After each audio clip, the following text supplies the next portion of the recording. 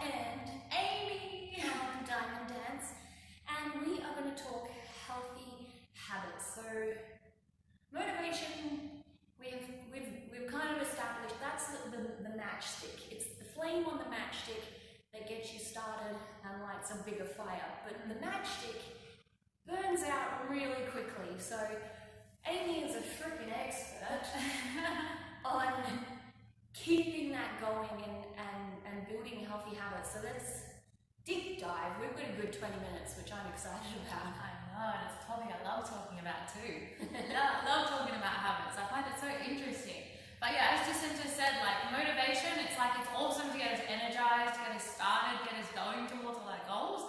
But I'm sure you're all aware it does not last forever. Maybe the first couple of weeks, maybe the first month if you're lucky, but no, it doesn't last forever. 10 minutes. Yeah. It definitely doesn't last forever, and especially I don't know, those nights where you're sitting on the couch, you're watching Netflix and you're wondering, should I get up and go do my stretching? Should I get up and go do my training? But I mean, Netflix, it's hard to fight sometimes to get up off the couch. And when you are feeling tired, sometimes that motivation's not there. We end up just sitting on the couch and watching Netflix, I think, for the rest of the night. We've all been there. It's cool. Yes. Snacks. Yeah.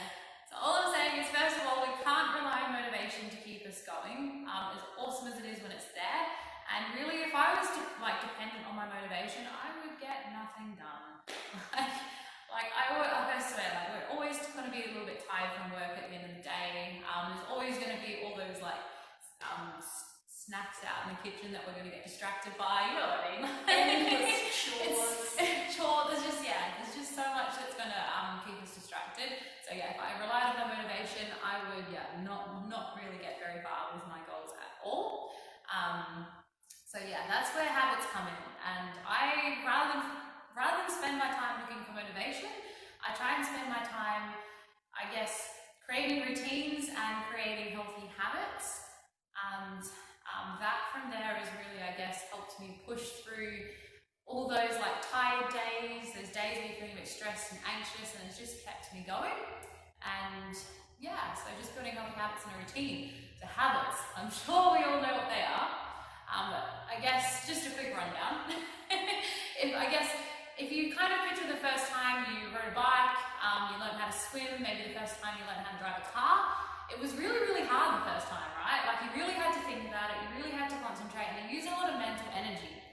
But the next time you did it, it became a little bit easier. You didn't have to think so hard until eventually you got to the point, say driving example, where you could drive to work and even and just wonder how you got there. Yeah, I'm I hope I stopped at all the red lights, because I don't know how this happened. Yeah. Because it's so automatic and ingrained. Yeah, you can almost say it's habitual, right?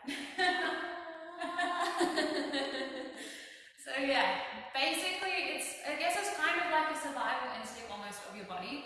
Your brain doesn't want to have to work really, really, really hard every time you try and do something. So every time it does a task, I forget which area of your brain it is, but every time you perform a task, that there's actually little bridges in your brain that are built on top of, and they become thicker and thicker every time you perform said task. So that each time you perform that task, your brain doesn't have to use as much energy to perform that task every time. So it becomes easier and easier and easier. So when it comes to your training, the more you get in and keep doing it, the more that is built in the brain, more it's hardwired in, and the easier it is for you just to get up off your butt and go in and do it. So yeah, habits are really, really, really good thing to focus on and get building. And habits, they're actually made up of three things. So you've got the cue, the routine, and the reward. Rewards! Now that's what I'm talking about. So basically the cue is anything that can trigger a specific routine, which then gives us a reward, which then obviously starts building us some habits. So your cue can be anything from a location, it can be other people, it can be objects, a particular time of day. There's one more, I just can't think of what it is. Did I say objects already? It could be a particular object. One more not coming to me, might come to me a bit later. But whatever it is, one of those things will cue you into a particular routine, which is your habit, I suppose. and then from there we get the reward. I'll explain from there. So you've got the cue, the routine, and the reward. So I guess as an example to kind of put that a little bit more into perspective, if say your midnight snack, after dinner snack, the ice cream snacks. How to explain that? So basically your cue might be sitting on the couch watching TV, all of a sudden the craving hits. Okay, you sat on the couch and you're like, oh, okay, I feel like I want to go eat some ice cream. So you get up, your routine is to get up, walk into the kitchen, and then your reward is obviously eating the ice cream. It gives you that dopamine hit. Tub. Yeah, the whole time. The whole fucking tub. Yeah. Who's a champion? Yeah. Yeah, no, totally. Yeah, definitely. So yeah, it gives you that real like dopamine hit in the brain, and then you keep doing it, and then it just builds into that habit routine. So what am I trying to say from there? So yeah, I guess basically, yeah, that's kind of the basis of building habits. And obviously we've got like negative habits, and then we've got the good habits that help us towards our goal as well. And attacking both of those can be a little bit different, but they both kind of follow that same framework of building your cue, your routine, and your reward. So when I'm working with a lot of clients, and I have actually just recently had Jacinta on my Healthy Habits Challenge, which was really fun. I always like to focus on a little bit of both, and for Jacinta we focused a lot on building some new habits, which was really fun. So for her we focused on just something small. So you don't want to start too big, because sometimes when you start with like something too big, it becomes overwhelming. Like you think, oh my goodness, like I've got to go for walks, I've got to train 3 days a week, I've got to eat all this healthy food like 4 times a day. Like I can't keep up with it, plus meal prep, go to bed, so much things, it's overwhelming. So I always like to start with just small little steps. And I kind of was just into, the first thing I did was just ask her to start building daily walks into her routine, which at first is actually like, it's hard to build something new into your routine. It's not easy. Like we've all been there, I've been there, I find it hard to build new habits in. So with things like this, I have to think, okay, cool. So to get her to do it, we have to think, the routine obviously is the walk. Then we got to think like what's going to be the cue and what's the reward if we're going for the walk. A lot of the time, like your reward, you might have to make it something quite big to start with, and then over time you'll start to see results, obviously from said task, which will be enough to keep you going. But at first you might need to reward yourself like with a little bit more than just a pat on the back. For everyone, this reward is something a little bit different. Or it is just like a square of chocolate. But then it had to be something that wasn't going to ruin the goal. Yes, so true, so true. But yeah, so yeah, for Jacinta, it was just getting that daily 30-minute walk in, and it's awesome because she's still doing it now, which is really, really cool. Yeah.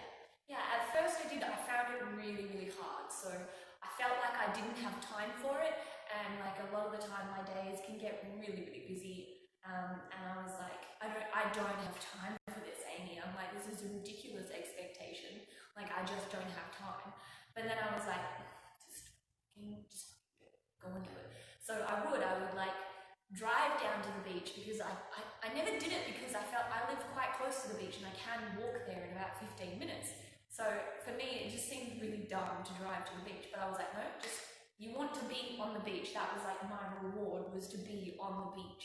So I thought, screw it, I'll drive to the beach, and then I would walk up the beach 15 minutes and then 15 minutes back. And then I was like, oh, all right, I did my 30. And then I actually found that taking that 30-minute walk on the beach became an even bigger reward, because it created space in my day, like a bit of like mental health space, and really reduced my stress. So it became something I might have done like twice a week, and then I was doing it 3 or 4 times a week. And now it's really rare that I miss a day. Like if I've missed a day, it's because it was literally pissing down with rain. But I will still go, even if it's raining. I will wear my raincoat, and I will get down there, and it might be cut short, and I might get really wet, but I just am prepared for that, and I'm still feeling like the benefits of doing it. So. Yeah, which is cool, and it actually leads me a little bit more into the whole reward side of it as well, and kind of I guess a little bit more when it comes to more like some, I guess, like altering some habits that we have that may not be supporting our goals, because that's not easy either. That's probably almost as hard as like building new habits.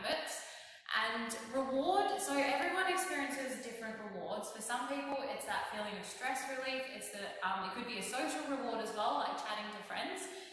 So I know, for an example, for me, my bad habit, I am a cookie lover. Okay, I love cookies. I'm gonna put it out there. I love them. Okay, everyone used to call me a cookie monster, and that was my bad habit to change. Like, I get home from work and I just used to want to have a cookie, or home from university when I was a student, and all I wanted to eat was those. And it took, and if I apply that kind of like framework of breaking down our habits and how to alter them as well, I had to kind of decide first, like, what reward I was getting from the cookie. And it wasn't so much the cookie itself, so you have to break this down over a few days. Sometimes you may think it's the sugar hit, and it's not so much the sugar craving that you get from the reward. Sometimes it is more just like that stress relief of sitting down, or I actually found it was like going home, sitting there, chatting with my family. I don't know, it was that, I guess for me it was more that social reward, and I found, for me, if I, rather than kind of, how do I explain it, rather than kind of like eating the cookie, it was just more I had to go chat. Does that make sense? Kind of like chatting with people a bit more, that social sort of reward. Hopefully that's kind of making sense. Yeah. You were there for the chatting, yeah, the social side of it. You were there for the cookie. Yes, I mean, that took a bit of building out. Like, over time, you kind of have to, like, I use, like, you can journal it, so you can think, like, okay, instead of having the cookie today, maybe I'm going to try another treat. Did that satisfy me? Did it not? Do I still want the cookie? No? Yes? Cool. Maybe instead I'll go chat with a friend, go hang out at the park. Did I feel good? Did I feel satisfied? I still want the cookie. And for me, after a while, I just liked that sitting down with people and just chatting, and that solved me. I guess same thing with the walk as well, like going that stress relief, if that kind of makes sense as well. And then eventually kind of find that reward. And then from there, I guess that can help you with altering some of those negative habits. Yeah, I guess, does that all kind of make sense? Yeah. Yeah, any questions and stuff as well, let us know. Yeah, ask away. We are watching the screen. I see that you're all raptly listening and paying attention. It's really good. Yes.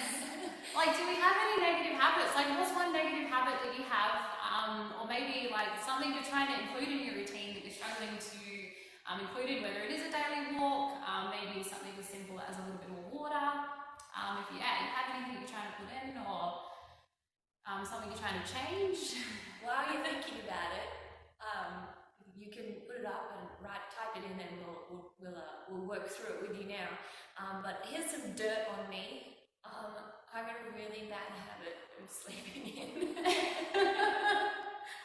You've actually been doing really well though. I have been doing really well, and this week it's gone a little bit to shit. But I still don't get up at my intended time. Yeah. So my alarm goes off at 8 a.m. and for some of you might be thinking, bitch, fuck you, it's so late. It's really early for me. So normally, if you just leave me, I will wake up quite naturally about 10 a.m.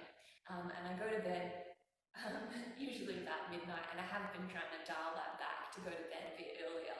So I was trying to go to bed at about 11:30, but I do really struggle with insomnia and stuff like that. So there's a little bit going on there. The walks have helped with that, with the stress, so the insomnia is a bit more under control now. But yeah, I really struggle with getting up in the morning. So the alarm goes off, and instead of getting up and getting out of bed, I roll over and I want to cuddle. Or the cat comes and wants a cuddle, and then I fall back to sleep. So go on, Amy, fix me. Well, obviously you've got your routine, which is sleeping in, right? Yeah. So now we need your cue, which is going to be your alarm. But getting up, you're going to need some sort of reward to force yourself to get up with the alarm. So what's going to like help you get up? What's going to like give you that reward? I don't know. Keep in mind, like, changing habits is really hard to start with. Like, it's not easy. Like, is there a particular, like, maybe like something to breakfast, maybe like something you enjoy getting up? See, I love breakfast, and I really enjoy my smoothies in the morning, or sometimes I make eggs and I really enjoy that. And I really enjoy my morning coffee as well. And I actually really enjoy having my coffee routine. And I like to just sit for an hour almost, and have like a nice slow start to my day, because my day kind of like starts slow and then it speeds up astronomically to the point where like a feel like a high-speed train going into a brick wall by the end of it. So I do like to try and start my day slow. And it, like this morning, I overslept till 11 a.m. Wow. It's so late. Wow. It's even late for me, and I had set my alarm later to 9 a.m. Maybe we need to look at the night before for you. Maybe we need to set the habit of going to bed earlier. Maybe, yeah. Maybe that's my problem. Yeah, so, okay, maybe I need to go to bed early. But yeah, I have been struggling a bit getting to sleep this week. So, yeah, I think I would like the reward to be that I have the luxury of my 1 hour coffee. Yeah, cool. Well, let's see if we can get Jacinta waking up earlier, hey? I'm going to hold you accountable now. Everyone's going to hold her accountable, right? What time did you get up this morning? I'll be like, bish, fuck off. Well, like send her a message at 8 a.m. Jacinta! Wake up! Actually, I used to, this is a really cool little habit story. So I used to have a client, right? I was wondering why she wasn't seeing results. I pulled her aside and I was like, I'll give her another name for now. Let's say Claire. Oh, the answer just yet. So I pulled her aside and I was like, look, we're doing everything we can. Like, your food diary is 110% perfect, and mine isn't even that perfect, I'm going to be honest. And and I was like, why are we not seeing results? What are you not telling me? And delving in, I actually found out she was having 2 glasses of wine every single night. I was like, okay, right, what can we do about this? Let's sort this out. I was like, because this is obviously the thing that's stopping us from reaching that weight loss goal that we wanted to reach. So we started trying to actually we got her to keep a diary at first and just starting to track down exactly when the craving for the wine hit, how she was feeling emotionally, and where she currently was, and if there was any other people around.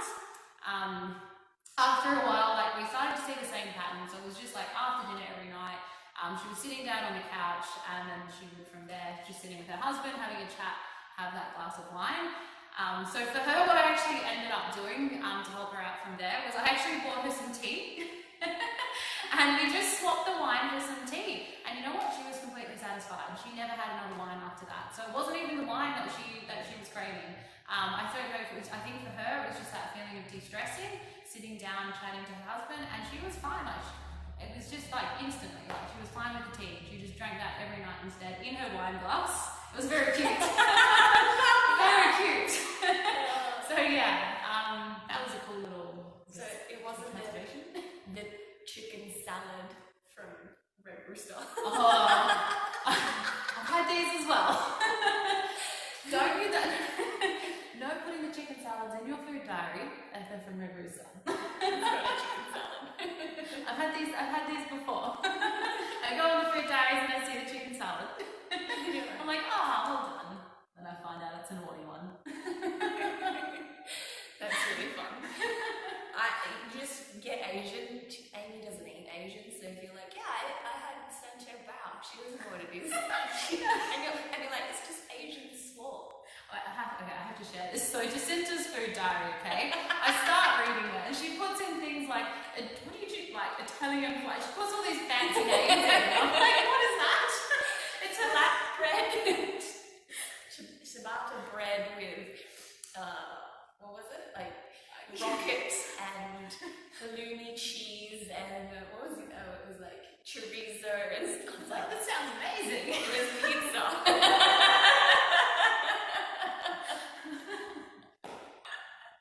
That's just fucking weird too. So guys, I fucked that up for you. I'm sorry. She's really onto that now. No one else can trick me there now. It was really fun though. Yeah, so I really think that last example of the wine is a really relevant one post-COVID, because I know over COVID a lot of people were drinking a lot more than they normally would. You're like, I don't have to work tomorrow, fuck it, let's have a bottle. And also the naughty food as well. People were kind of feeling really out of sorts, and you're clutching for something to comfort you, make you feel a bit, I think it's that reward thing again. You're going, well, I deserve this, it's stress relief, all those reasons. So people have kind of been grasping for all those naughty things. And coming out of COVID, we're all like, oh, that was fun, but probably should turn this back a bit. But yes. Now we're in the habit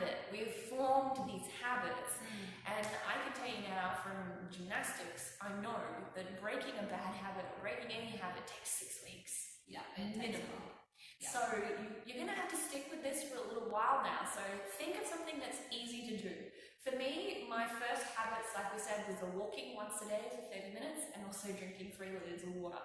And I do track these things. I tick off my walk every day, and I put it into my Fitbit app how much water I've had. And so I get really disappointed with myself now if I haven't drunk 3 liters. So that's why I've been drinking, because I'm not quite on schedule to hit my 3 liters today. And if I try and skull to hit my 3 liters before bed, I have to pee all night. So it doesn't really work out for me. Baby steps as well. So if you're someone who doesn't even drink 2 liters yet, and you're only drinking one 600ml bottle, just add a little bit extra. It doesn't have to be a huge hard habit to add in. Just say, okay, I'm going to drink an extra glass today. That's all I'm going to do. And then when you hit that, it feels so good. And then once you hit that, you're probably going to feel so much more motivated to go, okay, tomorrow I'm going to have an extra 2 because I smashed it. And you feel good. It feels awesome when you achieve something, right? And you tick it off. Yeah. How good does it feel? If you need to, create a star chart, guys. Yes. You can buy freaking stars, packs of stars for $2 from $2. So good. And then you can tick it off. It And feels so it's good. I love that feeling. Yes, I love that feeling. And honestly, sometimes that feeling of yes, I achieved it is the reward that you needed. Yeah. So I think post-COVID, you've got a really awesome chance here for a reset. You've got a really awesome chance to create new habits. We're going back into the world. We're coming back out of this kind of slumber, and you have the chance to do things a little bit differently and make things a little bit better. So what is something, a goal in your life that you're working towards, and what's a really easy habit? Just one step that gets you there. Yeah, one easy step that you can do every day, whether it's drinking, an extra glass of water every day, or going for a 30-minute walk, Coming to class. coming to your class, You know what's just quickly, sorry to disrupt you. Just even if you don't do much when you come to class, you just sit there and chat. Just come in, it builds the habit, okay? Even if you just come in and just sit here and just chat to us, you still build the habit of coming in. Yeah, and eventually we'll be able to talk you into doing something. We're pretty good at inspiring people once you're here, once we've got you in our clutches. Yeah. We will be able to mold you. We can get stuff out of you, and you'll like it. Yes. Really like it. All right, we have to skedaddle because Amy needs to teach a class, and I'm going to finish the workout that I was doing.